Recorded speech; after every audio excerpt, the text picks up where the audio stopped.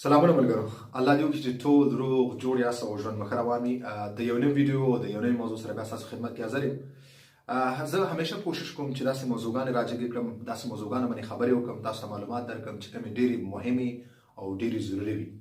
او بل هغه موضوعګانې چې هغې په اړه ډېر غلط معلومات دلته د افغانانو په منځ کې خوروي او دوی مطلب دغه غلط معلومات یو بل ته رسولي او دوی ډېری داسې افغانان دي چې هغه فرانسوي ژبې سره بلد نه دي یا په انګلیسي حتی نه پوهېږي.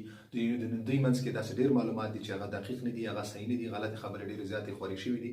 نو زه غواړم چې دغه کم غلط معلومات دي دا یو طرف ته کړو او دغه دقیق او صحیح معلومات او صحیح چې کوم معلومات دي، شرایط دي، هغه باید زموږ ستاسو وطندارانو ته ورسېږي تر څو دوی مشکلاتو سره مخ نه شي.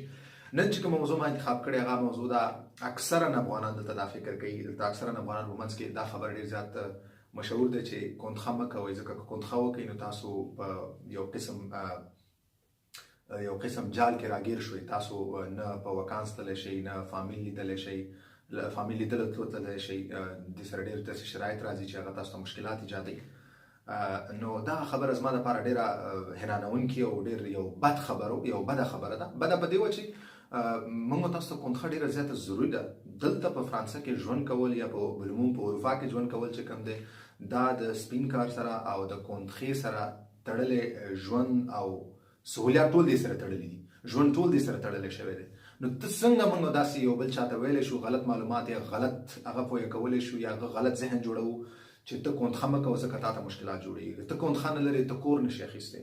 کله چې ته کور نشي اخیستلی نو دغه یو اساسي زموږ ستاسو ضرورت دی، ژوند کول، یو ځان له ارامه ژوند کول، ځان له کور لرل. ګوره کور دلته دولت ورکوي، د هر چا حق دی چې دولت کور ورکوي. ولې که چېرته ته کار ونه کړې، سپین کار ونه کړې، کونتخه ونه لرې، نو ته څنګه کور اخیستلی شې؟ د سوسیال کور نشي اخیستلی. داسې ورسپېزر نور ډېر زیات معلومات دي، ډېر زیات داسې خبرې دي، شرایط دي چې هغې کې کونتخې ضرورت دی. نو که ته غواړئ چې دلته ښه ژوند وکړې، ښه ژوند ولرئ، پرمختګ وکړي، خپل آینده جوړ کړي، خپل راتلونکی جوړ کړي، نو باید ته کونتخه ولرې. کونتخې نه بغیر هیڅ هم نه کېږي. حتی داسې یو وخت به را روان وي، راځي به چې یعنې ستاسو اسناد چې کوم دي هغه بدلېدو کې به هم تاسو نه دا پوښتنه کېږي یعنې چې تاسو ولې کار نه دی کړی دی. طبیعي خبره ده که یو کس دلته تور کار کوي خو دا نشي ویلی چې زه یعنې کار کوم، او دولت کې دا ښیي چې زه کار نه کوم. نو تل تاسو کوشش وکړئ چې سپین کار وکړئ، کونتخه واخلئ، دغه خبرې ته غوږ مه نیسئ.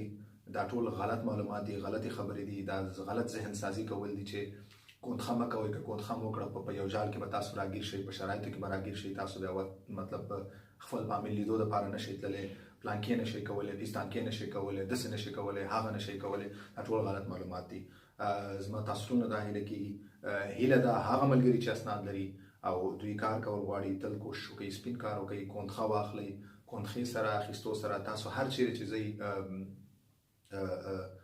تاسو نه کونتخه چې کوم ډېر زیات ستر رول لوبوي، ضرورت دی، اړتیا ده. دې نه بغیر ژوند کول ته ډېر مشکل دي، ډېر مشکلاتو سره موږ تاسو مخ کېدی شو. نو دا بالکل غلطې خبرې دي چې کونتخه کول چې کوم دی هغه موږ تاسو مشکلاتو سره مخ کې کوي. صحیح ده؟ کونتخه وکړئ، کونتخه ډېره ضروري ده. سپین کار وکړئ. صحیح ده؟ که تاسو ته عمري کونتخه پیدا کېږي ډېره ښه خبره ده.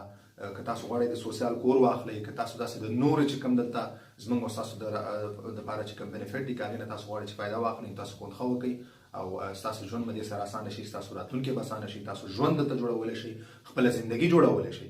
نو داسې هېڅکله هم تاسو فکر مه کوئ، نه دغسې غلط معلومات، دغسې غلط ذهن سازي بل ته کوئ، بل ته داسې غلط معلومات مه پاس کوئ، مه رسوئ چې کونتخه کولو سره ستاسو په یو جال کې ته راګیر کېږي او شرایطو لاندې راځي او هغه مشکلات دي او پیستانکې دی او پلانکې دی. نو داسې هېڅ خبرې نشته دی. تاسو کوشش وکړئ چې کونتخه باندې کار وکړئ. هر چیرې چې کار کوئ، هر کار کوئ، هر څنګه کار کوئ، کونتخه باندې کار کوئ، کونتخه واخلئ. او دا ډېره ضروري ده، ډېره زیاته ضروري ده. مطلب ما لکه څنګه چې مخکې ما وویلې چې که دلته دغه بنیادي او اساسي چې کوم موږ تاسو ته ضرورت دي د ژوند کولو لپاره هغه حتی بغیر د کونتخې نه تاسو نشئ اخیستلی، هغې فایدو نه تاسو فایده نشئ جګولی. نو څرنګه تاسو بیا مخکې دلته ژوند وړلی شئ. نو دغه دپاره دغه ویډیو ما غوښتل چې په دې دغه 2-3 خبرې وکړم او دې باندې ډېر زه فشار واچوم چې دغسې معلومات مه خوروئ، داسې غلطه ذهن نو ځکه ما دا ویډیو جوړوله چې په دغه خبره زه ډېر فشار واچوم، په دغه تاسو ته زور راوړم چې داسې غلط معلومات یو بل ته مه پاس کوئ، دغسې غلط ذهن سازي مه کوئ. تاسو ټول یو بل وهڅوئ چې کونخه باندې کار وکړي، سپین کار وکړي، تر څو ژوند هم جوړ شي، ژوند کې هم اسانتیا راشي.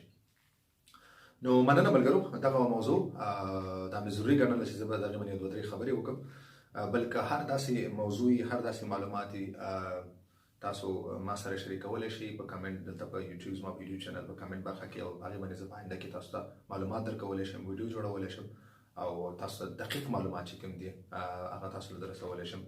نو مننه ملګري، تر بلې ویډیو پورې درته ښه وخت غواړم، په الله مو سپارم، تل خوښ او بریالي اوسئ.